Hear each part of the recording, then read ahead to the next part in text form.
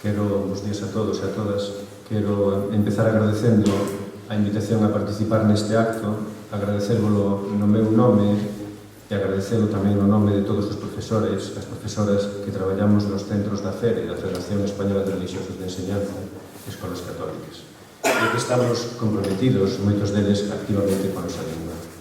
É unha sorte e un orgullo poder participar neste acto, é unha sorte e un orgullo poder compartir con vos o traballo feito nestes últimos anos e unha sorte e un orgullo tamén podernos sumar a homenaxe a Agustín. Perdoade se uso ás veces o plural e outras veces o singular, non estou aquí no nome da FERE e, polo tanto, debería empregar o singular, pero sinto o traballo colectivo que se fixe nestes anos e ás veces iráseme plural. Nesta historia dos 20 anos dos equipos de normalización, o noso é un pequeno xermolo verde, un xermolo que agromou a comezos do curso 2003-2004, cando nunha reunión a nivel de FERE, que tiña como objetivo poñer en común o traballo que se estaba facendo nos nosos centros, un grupo de profesores lanzamos unha especie de órdago, o entón secretario xeral de FERE Galicia, José Luis Baños.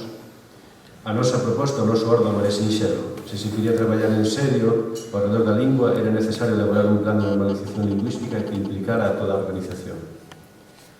Para sorpresa de todos, Baños recolleu o guante e en febreiro de 2004 a Asamblea de Directores aprobou por unanimidade un plan de normalización lingüística para a FERE e para os seus centros. E os seus centros son aproximadamente 125 colexios e neles traballan cerca de 5.000 profesores e estudian cerca de 65.000 alumnos. Dende entón, ata hoxe en FERE veuse traballando alrededor dese plan e dos obxectivos que neles se establecen. Algún deses obxectivos, como de lograr que FERE Galicia tivese como lingua habitual de comunicación o galego, xa se logrou. Noutros, como de incrementar o nivel de uso do galego nos centros, sabemos que se mellorou, pero que queda un longo camiño. Paradóxicamente, algúns dos obxectivos que recolle o plan hoxe serían ilegales.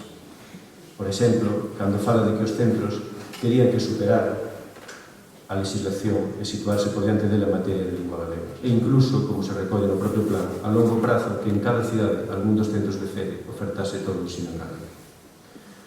Como vos decía, o plan hoxe segue adiante. Faino con outras caras, con outra xente que foi collendo as testemunhas que fomos deixando os que empezamos hai agora 7 anos. O compromiso mantense. As persoas foron cambiando e a realidade política e social tamén. E o que antes era atrevemento converteuse agora, no mellor dos casos, en prudencia.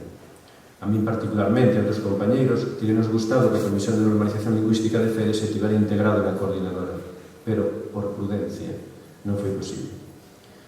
Teríame gustado, porque igual que a miran de parte dos compañeiros, creo no traballo compartido entre os equipos, porque nada do que pasou en FERE nestes 7 anos teria pasado se non fora polo traballo compartido. En nada do que está pasando aquí hoxe teria pasado se non fora polo traballo compartido. Traballo compartido entre os equipos para rentabilizar esforzos, para abaratar custos, para gañar en capacidade de influencia, e traballo compartido tamén entre a pública e a privada, no meu caso a privada concertada. Non sei se é o lugar ou o momento para dicilo, pero estou convencido de que pouco se pode facer de transformador en materia de normalización no ensino se non se implica activamente a privada concertada. Sei que non é doado. Aos que traballamos nos centros concertados tócanos vivir a esquizofrenia deste país. Para uns nunca estamos suficientemente comprometidos. Dá igual os pasos que se den. Dá igual que a FERE asinara no 2008 con todas as centrais sindicais o manifesto ensino en galego.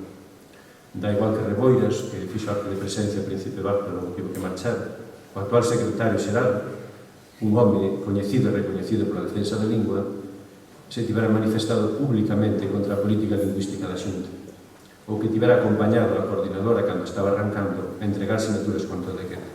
Dá igual. Somos os da concertada e os da concertada nin a unha. Para os outros, para os da casa, somos os do galego. Dá igual a fidelidade que mantiñamos os nosos centros, dá igual o rigor académico ou pedagóxico que justifiquemos as nosas accións, somos os do galego. E en moitos centros, afortunadamente no meu nome, iso convértenos inmediatamente en elementos incontrolados os que hai que ter en conta.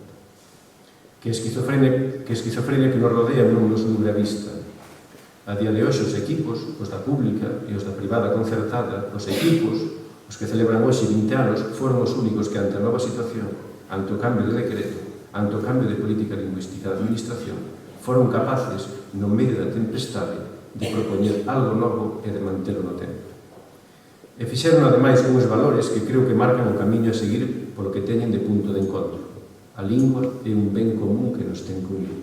Di nos principios da coordinadora, independentemente da nosa opción política, da nosa idade, da nosa procedencia, das nosas crenzas.